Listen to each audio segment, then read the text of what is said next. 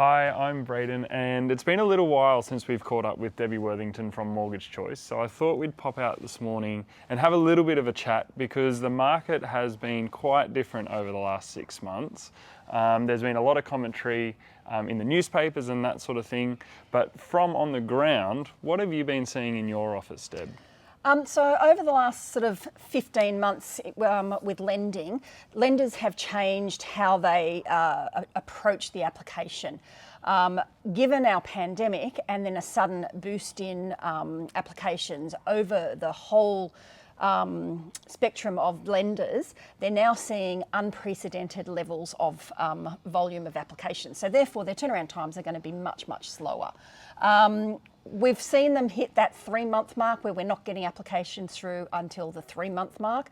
Wow. In the last sort of 8 weeks, we've seen them pick up those turnaround times. We've seen lenders start to push the applications through faster. And now we have a whole lot of lenders that can do things generally within 5 to 10 business days from application to formal approval. So it's not every lender. We still have the lenders that are really pushing the timeframes, but we can get an application through within 5 to 10 business days.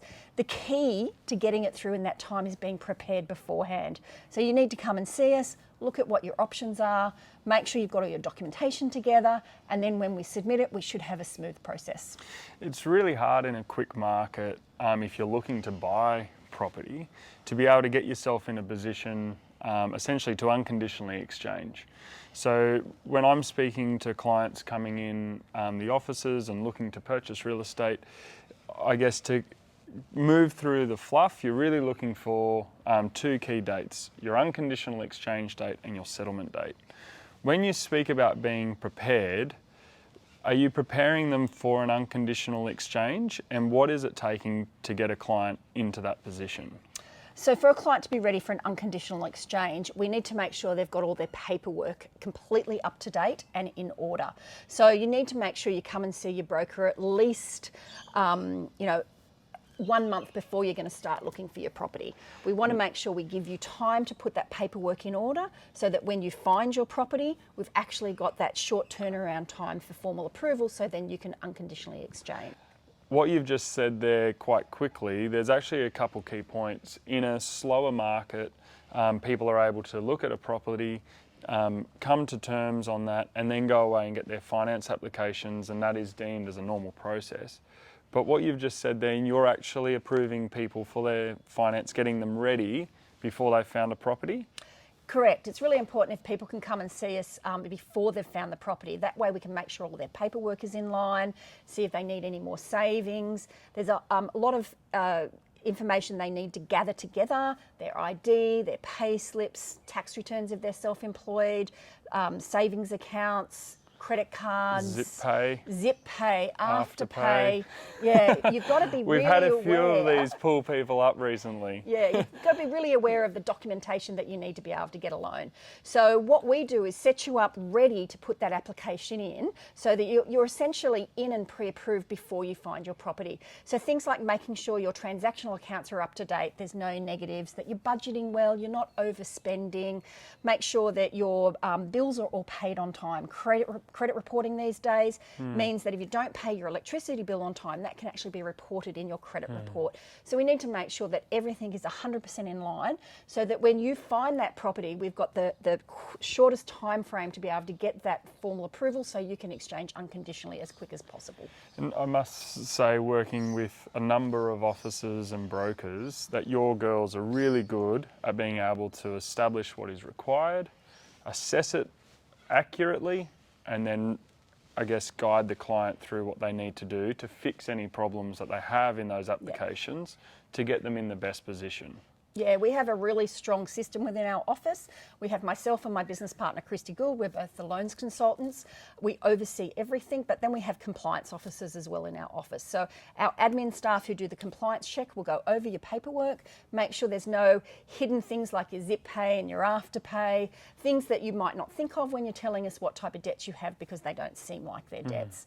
Credit cards that you don't owe anything on, we still need to have a look at those as well. So make sure that when we give you that list of paperwork, you put it together as precisely as possible so that our compliance team can make sure that it's ready to go in for when you find your property. Now, chat with me for a few minutes about land and construction loans in this market. There's a few myths that I've come across around people having to have their construction, like their build contract signed before they can exchange on a block of land. You know, is one loan better than splitting a loan up? Why is there construction loans versus investment loans and principal place loans? And Yeah. Okay. So there's a couple of things in that. So let's start with land first. When you buy your land, specifically if it's unregistered land, we need to make sure that you're in line to be able to exchange unconditionally, knowing that that settlement date might be down the track. So we'd look at doing the land application first. We'll still assess how much you can borrow for your construction, but we'll look at doing the land loan first to make sure we get you in a position to be able to unconditionally exchange on that land, even if your settlement is down the track maybe 6 or 12 months.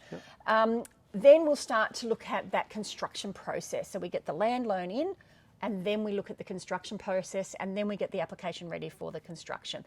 That way we're not holding you up on the land, and we're making sure that everything's smooth through the construction down the track. If you're a first homeowner, you may be entitled to some grants. You've got the first home loan deposit scheme, you've got the 10,000 grant for building, and of course you've got stamp duty exemption. So we take all of these things into account when we're looking at your circumstances, and we'll address each one of those grants appropriately to your circumstances. So if you've got a smaller deposit, we might end up looking for a first home loan deposit scheme. Now there's not a lot available, but we'll still look for them if that's appropriate to you. We'll make sure that your grant's available for your build, and we'll make sure that your conveyancer looks at your stamp duty exemption for your purchase of your land. a couple of weeks ago I was chatting to a client, and the way their loans were structured were sort of a one loan, what I sort of considered a one-hit wonder. And the client was finding it really stressful because it was meaning that they were having to pick everything on their build to get the build plans and pricing and, you know, pretty much a contract, selections, all of this stuff before they could get any sort of finance approval. So the process that you've just outlined, from what I see, was a lot less stressful for the client. Yeah, we've always done the land loan application first. You need to make sure you're ready for settlement for that. And if you're trying to get that construction information ready, then it may delay that process. And you can incur costs of that if you settle your land late. So you want to make sure that you've got your land application done and dusted, and then we do your construction. We'll be assessing those figures and making sure what you can borrow through the process. The bank's not going to lend you money for the land if they don't think you can construct. They actually will think of that when we put the land application in. So it's important to make sure both are able to be done, but then we address them separately. Thank you very much for those insights. There's quite a bit of gold in there that we've glossed over. So if you'd like to understand more and see how it's relevant to you, please give Debbie a call or hit her website in the links below.